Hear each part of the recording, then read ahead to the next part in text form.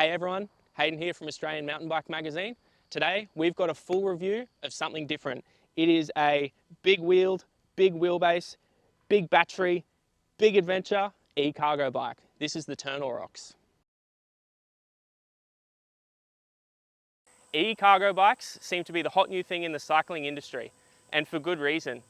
A kind of bike that you would typically seldom see on the footpaths near your local shopping centre is now seemingly a common sight, and for good reason. The availability and adaptation of pedal assist motors to these bikes is giving a category that was once typically too heavy and difficult to ride for most users a new lease on life. Now you might be asking yourself why we here at Australian Mountain Bike are reviewing a cargo bike, something that typically has the off-road capability of something like a lowered Toyota Hiace.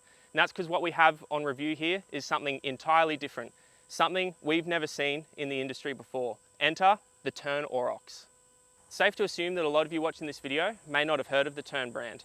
Starting in 2011, they specialise in e-mobility bikes. Think folding bikes and on-road e-cargo bikes, things of that nature. Now the Orox is their first off-road specific model, which is rated to carry up to 100 kilos in the right situations. Kiddie joyrides, cargo-laden adventures, or towing your mountain bikes to the trails, the options are seemingly endless for the Orox, which we've now got on review. Based around an alloy frame, rigid steel fork, and the Bosch CX version 4 motor, the Orox is available in 2 models and 2 wheel configurations, which are all interchangeable depending on your needs. Traditionalists will appreciate the Shimano XT drivetrain on the S12 model we have on test, with those who prefer something a little more robust being more inclined to look at the roll-off equipped S14 model. The Orox is also available in 2 different wheel sizes for 2 different use cases. This yellow one we have here, which has been our primary test bike, has 29 by 2.6 inch wheels. We could call this the urban assault setup with the kiddie seats and the bags. You can also set the Orox up with 27.5 by 3 inch tyres, some big panniers for off-road adventures, overland touring, things of that kind. Now the long-tail frame is designed to carry up to 210 kilos total mass on-road and 180 kilos off-road, meaning your options really are endless within those brackets. Everything from daycare drop-offs to a fully loaded overnight bikepacking, trail digging adventure. The world is your oyster on a bike like the Orox. To further aid in the versatility of the Orox, Tern themselves have designed a myriad of accessories that you can add to the bike to really specify it to meet your certain needs. Panniers, frame bags, seats, racks, kickstands, head units. There's all kinds of stuff you can bolt on this if you really want to throw the accessory catalogue at it. Night riders will really love the integrated lights. So there's a rear light and a 700 watt hour front light that you can control on and off here with buttons on the handlebars. I did do a couple of night rides on this, and 700 watt hours is plenty for me to feel safe and also to see where I'm going on footpaths and the like. Similar to purchasing a new car, you can roll the Orox out of your local dealership as the bare bones model, or you can option it right out. Included as standard is the Bosch Kiosk Display and Connect module, frame bag, mud guards, kickstand, 700 lumen integrated front light, and a 100 kilo capacity rear rack. A 725 watt hour battery is also included as standard on the S12, with a second 800 watt hour battery available as yet another possible accessory. Now all of this capacity and capability does come at a cost. A regular medium Orox comes in at around 34 kilos, excluding the battery, with this fully optioned urban assault Range Rover of the trails coming in at 52 kilos, which I can barely pick up. So you'll notice this yellow Orox here, which has been our base test rig for the past few months, is spec'd out with 2 kid seats. It's because I have 2 twin daughters. I actually have my own cargo bike, so this has served to be a fantastic replacement for that, for the daily daycare drop-off and runs to the park and things like that.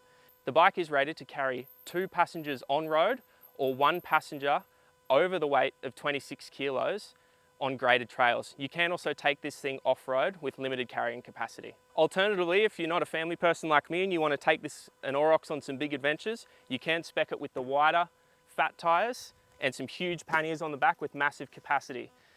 For trips like bikepacking and things like that, this would definitely be the choice, with the fatter tyres giving you more traction off-road and also smoothing out chatter on fire roads and things like that. Can you wave to G? For my testing period on the Orox, we went straight in the deep end, loading it up with my 2 little toddlers and heading off to daycare. My first impression was that of comfort. This large frame bike,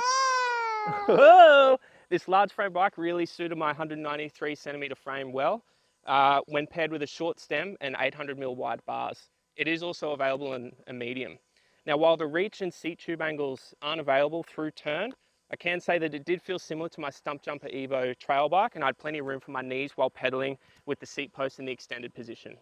Now, this comfort was a welcome change to my typical cargo bike that I have at home. Most cargo bikes that are designed for an urban environment have quite a compact rider triangle, narrows, high bars, and small wheels, which is quite uncomfortable. And I think it's time to let this one go for a walk. So the handling of the Orox in the urban environment was fairly intuitive once I got used to the high center of gravity that came on with having both of the seats loaded. That high center of gravity was particularly noticeable at low speeds, but once you got up near that 25km/h pedal assist limit, it kind of felt like you were riding a normal bike outside of the extended wheelbase.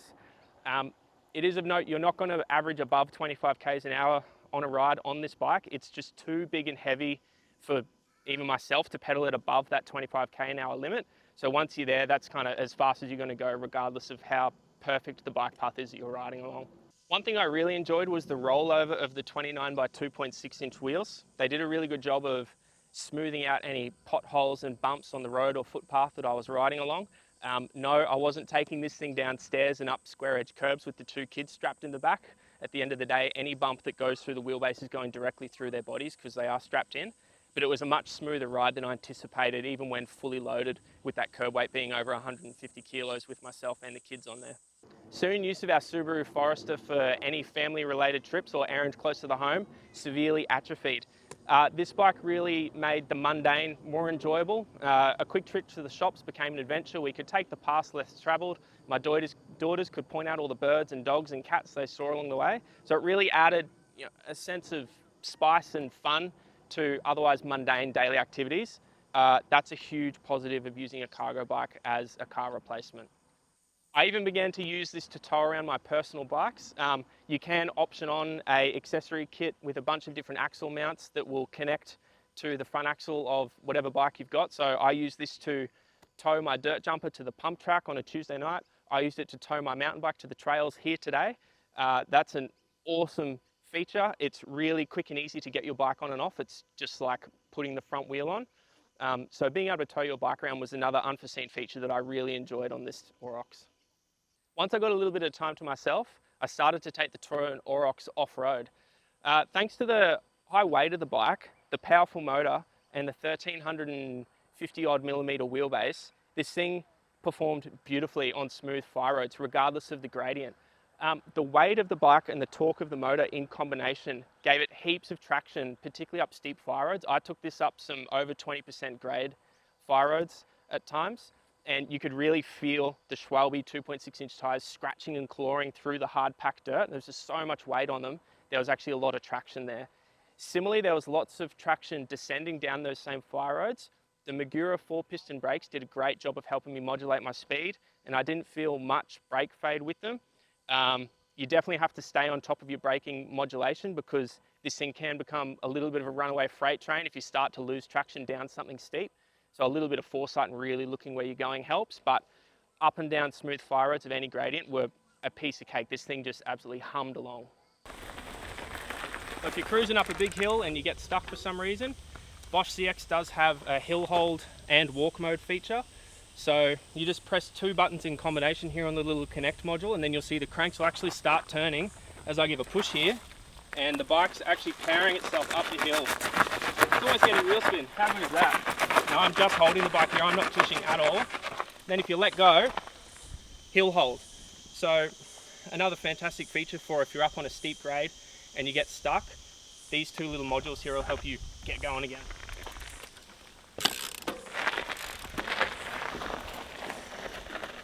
As my confidence in the Orox grew, I began to try and take it a little off the beaten path a little more to some rougher fire roads. I did find its limit quite quickly, particularly with things like water erosion ruts and things like that. Because of how long and heavy the bike is, you have very little control over the weight bias on either the front or the rear wheel. It's not like on a mountain bike where you can just pop the front wheel up or hop the back wheel over something. It is also fully rigid. So every bump you hit on this, you feel through your hands, and repeated bumps got quite hard. If I can make a comparison on how this handles off-road, I'd say it's almost similar to driving a four-wheel drive off-road. So if you come across any rough terrain, you can get through it or over it, but you need to go slow, you need to pick a line, and you need to rely on the torque of the motor and the traction of the tires, rather than relying on momentum and suspension like you typically want on a typical mountain bike. Another unexpected but quite annoying downside of trying to take this bike out and about through state forests and the likes was motorcycle barriers. So where I live in southeast Queensland, a lot of forest entries have a bar at about shin height to stop dirt bikes from going into the forest. On a mountain bike, no big deal, lift it over. On this thing, you can get over them, but it's a lot of work. You've got to kind of really take your time. And I would say shorter riders or riders who maybe aren't the strongest will really struggle to get an Orox over one of these motorcycle barriers without help. You can kind of use the frame and lean the bike and get it over, but I ended up picking routes where I knew there wasn't going to be motorcycle barriers, and that was sometimes restrictive on where I went, just because I didn't want to be trying to lift 55 kilos over one of these barriers on my own. So throughout the testing period, all of the hard parts on this bike performed beautifully. I've already mentioned how impressed I was with the Magura brakes, and similarly, the Shimano XT Hyperglide Plus 12-speed drivetrain worked beautifully. It's paired with a steel 32-tooth cassette, so 3251s are really low gear. You can get up pretty much anything on this thing as long as it's smooth enough. Similarly, all of Tern's in-house accessories worked as I'd hoped they would. All the barriers, bars, bags worked beautifully. I didn't have a single issue with any one of them. There's also water bottle bosses everywhere, so I conveniently chucked my water bottle just down on the fork here, but there's lots of places to attach additional tools, and I could see someone like a trail builder or something like that actually making custom accessories to bolt on so you can carry shovels and things like that. A Bosch's CX motor was a great companion while I was out and about on the trail or on the road or anywhere in between. The range calculations were pretty accurate from some hand calcs I did. On a fully loaded mission up and down some steep fire roads, basically doing my best to burn the battery as much as I could, I averaged around 14 watt hours per kilo. Now, anyone who watching this should realize that's a fairly arbitrary number, because that's relevant to how the bike is loaded, where you're riding, what terrain you're riding on, how much you weigh, and the ambient temperature. But that gives you a loose idea of how quickly or slowly you can burn through the battery on this thing. But the range calculations that were given on the kiosk head unit were super bang on from the calculations I did. So with the 725 watt hour battery attached here inside the frame bag, I found that you would get 50 to 60 Ks on boost mode. You also have the options to add a secondary 800 watt hour battery, which we've got connected on the seat tube here. So that's giving you almost 1600 watt hours of charge. That's massive. That's more than any other bike I've ever seen. So you, with that, should be able to do over 120 Ks in boost or turbo mode, in the highest assist level. So you could go to the end of your local rail trail and back without even breaking a sweat. Bosch's Flow app was also a fantastic companion when we were out doing our testing period. You can get a Connect module to pop up here, so you can have your phone on the front, and the phone will also connect to the bike via Bluetooth. And during testing, I also subscribed to Bosch's Flow app, which is free for the first 12 months. I paired that with the smartphone grip up the front, so I was using my phone as a head unit while I was riding along. So you got live maps, all your normal stats, which was really cool. But there's two features that come with that I didn't anticipate loving that I really did. The first is having the ability to lock the battery on the bike, meaning that anyone who gets on it and tries to take it isn't going to be able to activate it, which on a bike like this, it's really hard to ride without the battery just because of its weight. Secondly, you can also use the Connect module to track the bike's location via GPS. So if it gets nicked, you can look where it is and go and get it. I had a surprising amount of people ask me what a bike like this is like to live with when I've been out, riding it to and from daycare or on the trails or what have you. Coming from my background, I could say it's very similar to owning a dirt bike when it comes to maintenance both on and off the trail. You can easily fix any issue that there is on the bike when you're out and about. You might just have to remove a couple of parts or a couple of accessories to get to what you need to fix. Not a huge deal, it's just like working on a dirt bike. Also, because of all the bags and the carrying capacity, there's no reason that you shouldn't have the tools with you to fix the problem while you're out on the go. So for example, I've got in here some dyno plugs, a 1-up pump, a couple of multi-tools, a tube, a shifter, and then there's also a rad little Tern multi-tool that slips in under the seat that I've always had with me. So if you have any issues when you're out and about, there really is no excuse to be able to fix them yourself. Further to that, there's quite a few Tern dealerships in the capital cities which offer a subscription-based servicing package, and if you have an issue with the bike, they'll actually come and pick it up and take it and fix it for you. If you want to transport this thing yourself, similarly, it's like owning a dirt bike. If you want to get it out and about and around inside a vehicle, you're going to either need a single cab ute or a van with a loading ramp. This thing is, from tip to toe, almost 2200 mil, so it's about the same length as a 450cc motocross bike, and it weighs 50 odd kilos. So you're not going to get it in the back of a station wagon or anything like that. So if you wanted to get this thing around on the back of a car, you definitely could. Personally, I would go out and purchase a motorcycle carrier that goes on your tow bar. You'll see a lot of enduro bikes and stuff like that being dragged around on the weekends on those. The tyre width and the length of this thing should be compatible with that. You may have to get a little inventive with how you fix the bike to the rack, but that's definitely an option. You know, there are ways you can get this thing around. You may just have to get a little inventive. Genre bending, utilitarian, car replacement, the Tern Orox really can be all of them for the right user. Across our testing period, I've been really impressed with this cargo bike's ability to enhance my day-to-day life and the mundane activities that I have to go about that I would usually use a car for. Further to that, it's also been a great tool to just get out and enjoy taking the paths less traveled on the way to work, or zipping to a friend's house via some steep fire roads in a way that I wouldn't normally do. I was a little let down by the off-road capacity of this bike due to the rigid chassis and high curb weight and long wheelbase, but that's a small dent in what was an otherwise fantastic testing period on this bike. And for the right user, I really think you can use it as a car replacement as much as it is a tool just to get out and have fun.